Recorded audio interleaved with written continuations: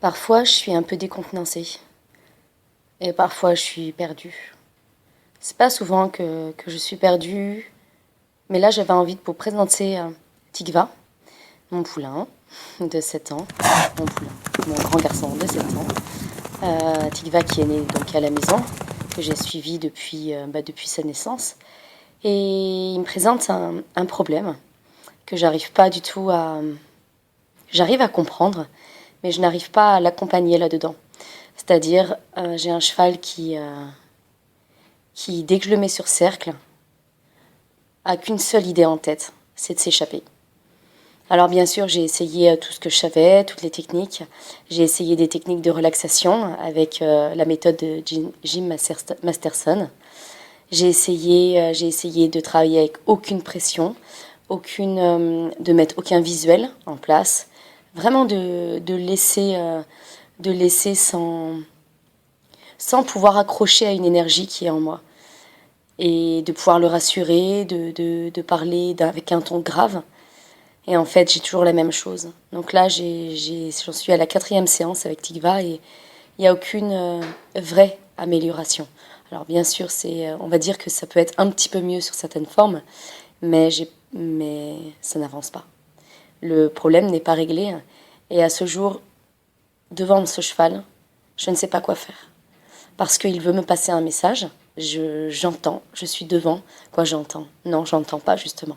Je suis devant lui, je sais que je suis à la porte d'entendre quelque chose qui est très important, que c'est pas la technique qui compte, j'ai bien compris. Que là, on est vraiment sur un sujet qui me concerne, qui le concerne et qui me concerne, sur quelque chose qui a pu se passer dans le passé, peut-être, sur quelque chose sur une peur en lui. Est-ce que c'est moi qui ai créé cette peur? Je ne sais pas. Tout est-il que je me pose cette question, je me demande, est-ce que c'est grâce à beaucoup de répétitions que Tikva va arrêter de fuir sur le cercle? Est-ce que c'est en travaillant dans le rond de longe un univers un petit peu plus fermé, comme je l'avais montré dans ma première vidéo?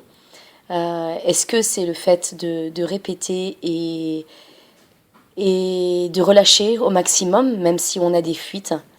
Au jour d'aujourd'hui, je ne suis même pas sûre que même la répétition, même avec la meilleure qualité possible, puisse nous permettre d'être fluide dans cet exercice. Alors voilà, j'ai fait ce choix de demander de l'aide et j'ai fait cette demande à une communicatrice animale qui pouvait en fait me transmettre le message de Tikva. Elle parle et elle reçoit des messages en télépathie avec toutes sortes d'animaux, notamment avec les chevaux. Et elle m'a été d'une grande aide par rapport à Tikva. Alors, pas dans ces 2 séances qui ont été filmées, parce que je n'avais pas eu encore la communication animale, mais j'avais envie d'insérer cette communication dans ce film pour vraiment faire transparence par rapport à ce qu'est Tikva, à quel point moi j'étais perdue et à quel point son message a de la résonance.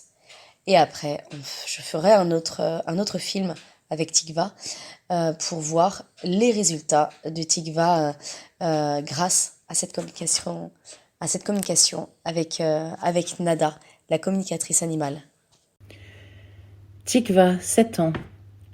Depuis tout petit, j'ai montré une personnalité clairement enjouée, très sensible, tour à tour partenaire d'un groupe de plus de juments, puis à présent un peu plus d'ongres. J'aime être dans le troupeau avec Shelima et un cheval brun foncé avec du blanc sur le front, qui s'avère être ma mère. Je ne suis pas bagarreur, néanmoins sais faire le vide autour de moi quand j'ai besoin d'air. Il me montre que petit, il s'est détaché de sa mère après la première année et demie, 2 ans, sans problème. Et ça s'est avéré être faux. Il aime les galopades puissantes, le nez à l'air et le travail dans le calme. Il montre que sa tête est un point sensible, qu'il n'aime pas particulièrement être touché aux oreilles. Il est réactif lorsque l'on se déconnecte de lui et impose le respect en partant et très souvent se laisse difficilement reprendre si les erreurs se répètent. Il est exigeant et rapide en compréhension. Il aime et apprécie les grands espaces. Il me montre qu'il contemple souvent l'au-delà des collines et en promenade est impatient de retrouver les vues ouvertes à l'horizon. En montée, il regarde et il saccade le trot et c'est son signal de démonstration d'une envie de vitesse. Il me montre qu'il secoue la tête lorsqu'il n'approuve pas, même monté. Il n'est ni dominant ni suiveur. Il me montre qu'il agit en électron libre, même s'il a ses copains et copines autour de lui. La résistance dont il fait preuve depuis des années exprime la demande d'un calme intérieur. J'entends, je n'aime ni l'agitation, ni les indécisions, ni les obligations, ni les répétitions. Il me montre aussi qu'il a peu été monté et par peu de différentes personnes. Il aime par-dessus tout être intéressé, être préparé dans la motivation d'un travail où lui, comme seul ou celui qui le travaillera ou le travaille, sait et saura stimuler de l'intérêt dans le respect de sa nature. Entre guillemets, il me fait dire, sinon, il dit qu'on pense de lui comme un cheval dit difficile, guillemets fermés, et de ses besoins de curiosité, de ce qui l'entoure. Il dit qu'il n'a pas eu de problème, ni à ses pieds, ni aucun autre blocage majeur du corps. Je suis solide et puissant. Il me montre qu'en début de travail, il est prêt à faire d'assez bonne grâce ce qu'on lui demande, mais très vite, se lasse et veut retrouver sa liberté si on ne sait pas le stimuler et être doux et ferme à la fois quand il le faut. Que j'ai dû souligner, quand il le faut. Le timing de ses réactions est extrêmement rapide. Aline, tu cherches une réponse et il y en a plusieurs. Comme toi, j'ai besoin de discipline claire et précise. Comme toi, j'aspire à la liberté. Comme toi, j'aime mes espaces. Comme toi, je suis émotif. On dirait que je suis buté et c'est une impression fausse. Comme toi, j'ai besoin de clarté, de décisions franches, demandées avec calme, lucidité et respect. J'aime les émotions claires et m'agite lorsque quelqu'un vit en confusion et en alternance à l'intérieur de soi. Il se braque et veut se libérer lorsqu'il ressent la confusion et l'hésitation. C'est le prix de l'exigence, très peu d'espace pour les erreurs. Il me montre qu'à ses débuts en débourrage, il avait déjà démontré ce qui se confirme en ce moment précisément. Il dit qu'il reste tranquille pendant le pansage, qu'il apprécie beaucoup, sauf lorsque l'on s'approche de sa tête. C'est un endroit très sensible pour lui. Tikva me montre qu'en 7 ans, il a peu été travaillé et c'est comme si une partie de lui est encore un peu à l'état sauvage, dû aussi et surtout à sa personnalité d'électron libre. Il me dit que pendant le travail, il ne se laisse ni intimider ni déranger par ce qui se passe autour de lui. C'est une de mes qualités, dit-il. Il montre que son dos est confortable, surtout au galop. Il commence par de petites saccades galopées et allonge assez rapidement ses foulées, le nez tendu vers l'avant. Aline me montre une affection que je ressens particulière. Elle me traite avec beaucoup de douceur et d'une certaine manière, je l'intimide par la puissance qu'elle ressent chez moi et l'émotivité avec laquelle elle ne sait pas trop quoi faire. Pourquoi m'arrache-t-il la longe et autant de fois ? Parce qu'il me manque de la désensibilisation au niveau de la tête et a besoin de faire un travail de tout début et seul avec Aline. Ni parler à quelqu'un, ni filmer, vraiment concentré dans le respect du travail. Autre question, qu'a-t-il ressenti pendant les séances Jim Masterson ? Au début, c'était décousu, comme si j'étais un peu un cobaye d'un exercice, mais cela m'a détendu, j'étais calme et ai beaucoup apprécié. Question, est-ce qu'il trouve son équilibre dans le troupeau ? Mais tout est très bien dans le troupeau. Autre question, est-ce que je le travaille de temps en temps ou est-ce que je le laisse tranquille ? Sa réponse, clarifie tes intentions avec moi.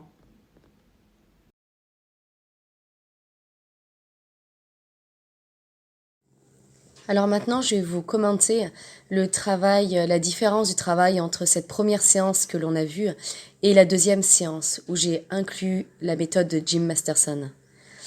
Alors en fait, la différence entre ces deux séances, c'est que j'ai beaucoup plus travaillé au pas avec Tikva pour éviter en fait qu'il m'échappe.